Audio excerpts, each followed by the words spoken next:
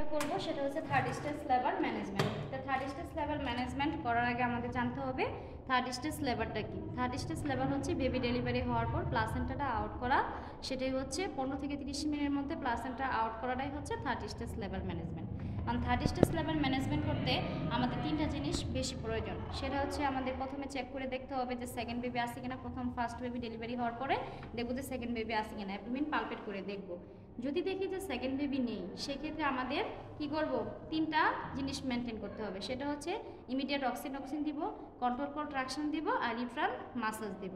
যেহেতু second baby নেই, সেক্ষেত্রে আমরা কি করব, স্টেরাইল সিরিঞ্জ দিয়ে, সেটা হচ্ছে একটা অক্সিটোক্সিন, এখানে 5 থেকে 10 ইউনিট অক্সিটোক্সিন দেওয়া লাগে। এটা হচ্ছে 5 unit অক্সিটোক্সিন।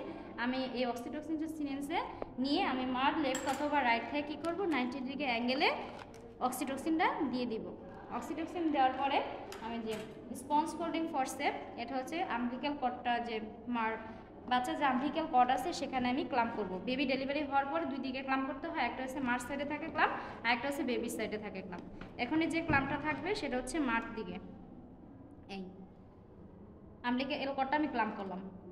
Third stage labour management করার জন্য আমার যে ইকুইপমেন্টগুলো লাগে সেটা হচ্ছে 3টা স্পঞ্জ ফোল্ডিং ফরসেপ লাগবে, আর একটা স্টেরাইল সিরিঞ্জ লাগবে, আর একটা স্টেরাইল সিজার লাগবে, 10 ইউনিট অক্সিটোক্সিন লাগবে, 10 ইউনিট অক্সিটোক্সিন লাগবে, তারপর হচ্ছে মিসোপোস্টল লাগবে, তারপর হচ্ছে যে কট ক্লাম্প নিয়ে নিলাম বাচ্চাকে ক্লাম্প করার জন্য, এতটুকুই। আর হচ্ছে মিসোপোস্টল লাগবে পার রেক্টাল দেওয়ার জন্য।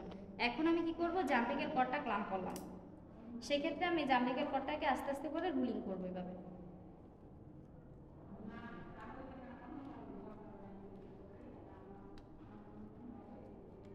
এই রুলিং করব, আর আমার নন ডমিনেন্ট হ্যান্ড দিয়ে এখানে মার সিম্পাসিস পিপিস আমি সাপোর্ট দিব। যখনই মার কন্ট্রাকশন আসবে তখন আমি আপওয়ার্ড অ্যান্ড ডাউনওয়ার্ড কন্ট্রাকশন দিব, আননেসেসারি কোনো কন্ট্রাকশন দিব না। যখনই আমার কন্ট্রাকশন আসবে তখনই আমি কি করব, আমব্লিক্যাল কর্ডটা হোল্ড করবো, আপওয়ার্ড অ্যান্ড ডাউনওয়ার্ড কন্ট্রাকশন দিব। আর কন্ট্রাকশন ছাড়া কোনো ধরনের ট্রাকশন দেওয়া যাবে না। যখন আমি দেখব যে প্লাসেন্টা সেপারেট হয়ে গেছে তখন দুইটা গুড সাইন দেখা দিবে। সেটা হচ্ছে যে পার্মানেন্ট লেন্থ অফ দ্য আমব্লিক্যাল কর্ডের যে লেন্থটা সেটা বেড়ে যাবে। আর একটা হচ্ছে অনগোস অফ ভ্যাজানাল ব্লিডিং। যখন আমি দেখবো এখানে ফ্রেশ অনগোস অফ ভ্যাজানাল ব্লাড আসছে, তাহলে আমি বুঝবো প্লাসেন্টা সেপারেট হয়ে গেছে।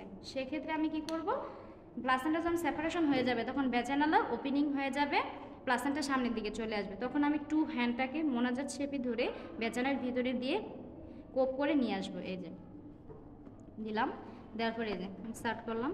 একদম আমার হেল্পিং হ্যান্ডকে বলবো সিম্পাসিস পিপিসে সাপোর্ট দিতে, যাতে টিয়ার না হয়ে যায়। এই যে আমি ধরলাম, ধরার পরে যে মোনাজাত শেপে এই যে এইভাবে বের করে নিয়ে আসলাম। আসার পরে আমি দেখবো সুন্দর করে, এই যে এভাবে আমি দেখবো যে প্লাসেন্টাটা সুন্দর মতো ঠিক আছে কিনা, fetal part and maternal part ঠিক আছে কিনা, কোনো ধরনের রিটেন প্রোডাক্ট কোনো লুপ রয়ে আছে কিনা সেটা আমি দেখবো।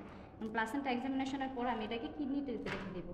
তারপর আমি মার ভ্যাজানাল ভালভাগুলো ভালো করে দেখবো, লিবিয়া মেজরা, লিবিয়া মাইনরা, সার্ভিস, কোনো ধরনের টিয়ার ল্যাসারেশন আছে কিনা। যদি থাকে আমি সুচার করে দিব, আর না থাকলে এগুলোকে ভালোভাবে ক্লিন করে দিব। দিয়ে মাকে 2টা পার রেক্টাল 3টা মিসোপোস্টল দিয়ে দিব, আর প্যাড পরিয়ে মাকে 24 ঘন্টার মধ্যে অবজারভেশনে রাখবো। আর অ্যাবডোমেনটা অবশ্যই পালপেট করে দেখবো ইউটারাসটা কন্ট্রাক্টেড কিনা। যদি কন্ট্রাক্টেড থাকে তাহলে আমি বুঝবো আমার থার্ড স্টেজ লেবার পুরোপুরি ম্যানেজমেন্ট হয়েছে।